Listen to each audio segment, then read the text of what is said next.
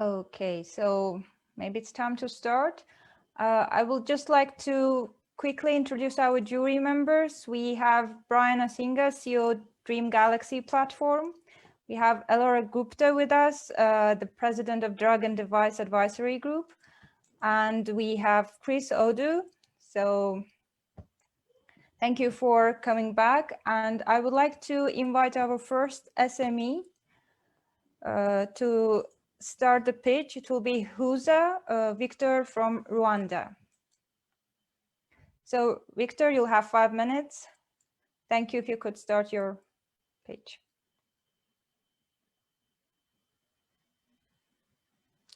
Victor, could you please unmute yourself and start presentation? Good afternoon.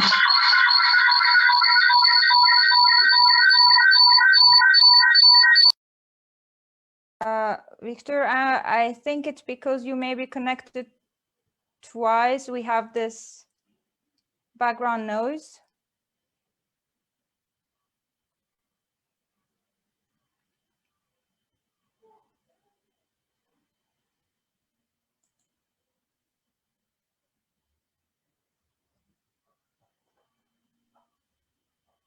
Okay, can you hear me?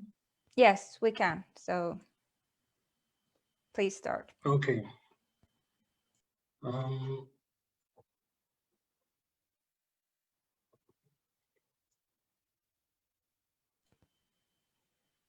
Actually, I can't hear you. Yeah, because we are all waiting for you to start your presentation, and your time will start now. So please. Thank you. So I'm going to start. Yes. Actually, my presentation is about a mobile health awareness solution in order to have an effective prevention on teenage pregnancy and gender-based violence. The way the solution works is that we are broadcasting free short voice messages over mobile phone without the need of the internet. So the majority of the mobile phone users in Rwanda and in Africa can access the content for free and be educated and also be able to interact with the platform. Because we have actually a very high rate of birth rate in Rwanda. This is 7.3% out of 1,000 women between 15 and 19. So it's very, very, very high.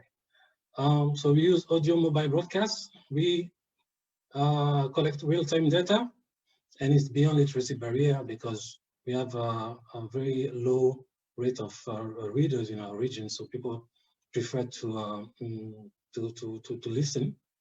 And it can be also used as an emergency alert line. So these are the figures for the problem. Teen pregnancy in Rwanda since 2017. It's growing exponentially, and actually this 2020 COVID direct effect is showing us that between March and June, we had 13,000 cases. It means that we can reach out to 40,000 cases for the year 2020. So it's an emergency, and these are the figures from the Ministry of Health here in Rwanda. So how it works? We've been using these platforms to broadcast multimedia content over mobile phone, feature phone, since 2013. So it's very simple. Technically, didn't want to go into details, but it's pretty simple. We just pre-record, integrate the platform with mobile telecoms and broadcast with the targeted audience where we can collect metrics, business intelligence, and monitor real time. So we've been doing this in Rwanda, Congo, Senegal, Cameroon, Ivory Coast, Mali, and Hooza has a presence in total in 10 African countries. So this is our key competitor, let's say, here in Rwanda in Africa, Viamo, Canadian-based company. They're present in 19 African countries. They're mainly running on public funding. So, and they own their own platform. So they work mainly with NGOs. As for us, we have presence in 6 African countries, and we have an organic growth. We outsource the platform, so we need to build our own platform, and we work with NGO, public-private institutions, and our headquarters is in Rwanda. This is our team, myself and my colleague Julia Capaldi. She has a background in IT and distribution, working with Verizon and bestseller in the Netherlands, and also with Lidl in Spain. Myself, I'm a media professional with 15 years experience. I started my career as a radio FM executive, and now I own my own media house, Hooza. So these are projections 2021, 2025. Within these 5 years, we are planning to launch our platform. Be active, this is year 1. Year 2, be active in 20 African countries. Year 3, have a $1 million turnover. Double this in year 4, and go public in year 5. So what we need is upscale with hiring very specific developers and product managers to launch our own platform, increase the market penetration, expand in new territories, especially Sudan and Ethiopia, and diversify with other categories such as immigration, financial literacy, civic education, and so on. So these are the partners we've been working with since the last 7 years. And I will finish with the press review in Forbes magazine will be on the top 8 African startups to consider in 2019. And we already had an interview with the ITU in 2018. Thank you. Thank you, Victor. Thank you for your presentation. So now I would like to invite our jury members if they have any questions, so please.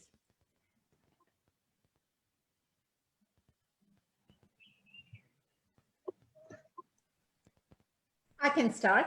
Yes, please, Elora. Thank you for a great presentation. And I think from what I understood that this will be, make great strides in managing sexual abuse as well as teen pregnancy. At least that's what I gathered. So my 2 questions were, first, I was trying to understand what this broadcast content was so that I could better judge how effective that would be. And the second question was, would this be used in conjunction with other pregnancy control measures in your country? Well, thank you very much, Elora. Actually, yes, this is complementary to other measures like the mainstream media and on-field visits. And the first question, it was about the content. What we produce is small counseling and awareness message for that we do mainly with health workers. They help us to drive those messages, and we voice them and we broadcast them. So these young girls and the mothers and the fathers can listen to such content and be aware on the dangers and how to prevent such danger.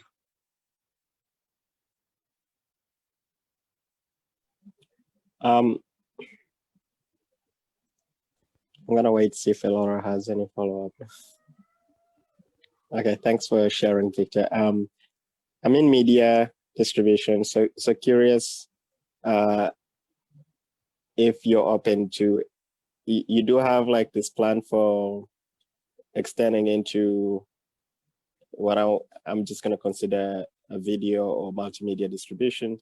Are you open to collaborating with existing platforms? And could you share a little bit more on what you'd be raising? I think you didn't specify the details around you ask from investors, like how much and what would you be using it for this particular phase that you're in? Thank you, Brian. Yes, my fellow professional in the media content distribution. And I'm from Uganda too, but okay. But I'm in New York. I've been in the broadcast for 15 years. So yes, I've been using FM first. Now I've built my own media house, and our main medium is mobile phone. We use audio content because of what the market reflects. We have 80 to 90% penetration rate for mobile phone. Out of it, we have like 15 to 20% which are smartphone. but then the rest, almost 80%, don't access the same content you can access from your smartphone, videos, and so on. So we make sure that this majority is covered, access information, and is educated through our platform.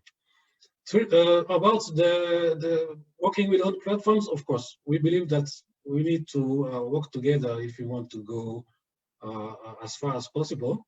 And not only with voice, but also with video. We are also working with video streaming platforms. So actually, Hooza will be starting first quarter 2021 broadcast video streaming. That will be maybe the case of another session. And what we are asking, actually, we wanted to build our own platform, you see, and also to upscale with our own specific skilled labor here in Rwanda or Africa, hire from locals. You know, we've been hiring from India and USA and Europe for too long. But for this, yes, we need cash. We need cash. What we can ask for is $200,000. That will help us to run the company over 2 years and to hire and to build our own platforms for both IVR mobile, video, and to reach to our targets, which is actually for year 2 have a $1 million turnover.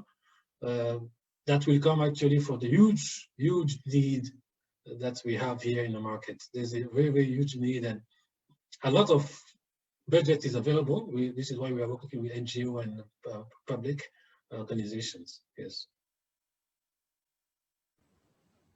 Thank you. I'll follow up after. Thank you, Brian. Okay, Victor, thank you very much for your presentation. It's a good thing what you're trying to do. I just have a follow-up questions to.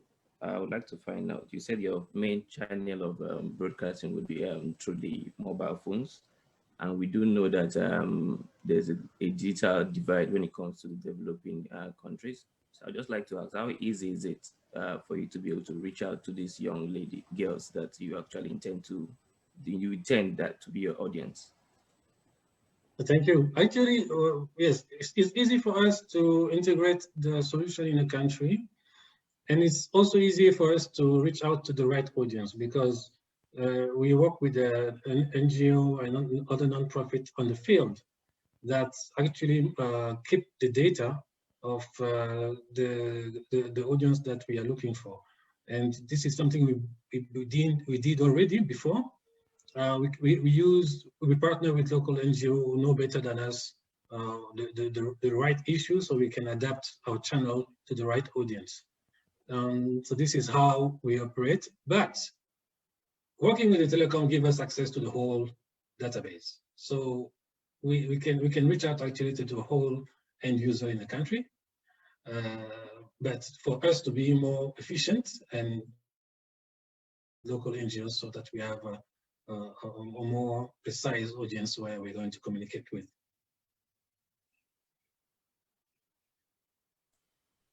Could you, Chris, sorry, I don't know if you're done, but could you talk a bit about the numbers, Victor?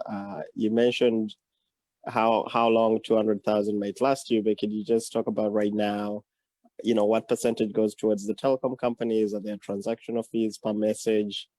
Just walk us through just the operational side of it. Once you've curated the content, I'm assuming, or is there more work that goes into creating this educational content?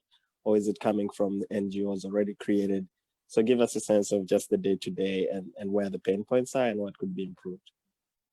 Thank you, Brian. So there are two business models. First one, we have all the content, we integrate the platform with the telecom, and people subscribe to our services on a fee. The telecom takes money from the credits. This way, we don't get that much. We get like 5% of the subscription fees, because the whole amount is going to the telecoms, and this is how it has been for the last 6 years. This is why we need to build our own platform in order to be able to actually do the billings straight away from users' mobile money or users' credit. And therefore, we will be actually getting 95% of the income. So this was a paid subscription business model. The other one is where we need to provide the content for free. And therefore, this is where we work with the NGO who have a budget for communication, who have a budget for monitoring and evaluation, and they will be paying for the airtime for us to avail the content for free. This is the second model, and of course, we will be taking our margin. Thank you, Victor. Any other questions from jury members? So if not, I will just ask you quickly to finalize the scores for this SME, please. Just can they quickly reshare the contact slide, if any? I'm sure we'll get the contacts, but since Yes. this is recorded, I think that's the most important slide to just make sure it's in the video.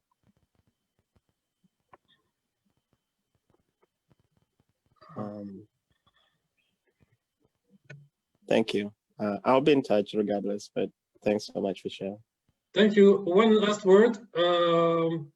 We started 16 days of activism, and so it's a month where we really should think on the future of our young girls and our country especially. And I believe this is a solution that will really change the way they can actually be more associated to the social life inclusivity that we are talking about here. And yes, research platform will help a lot. Thank you very much. Thank you.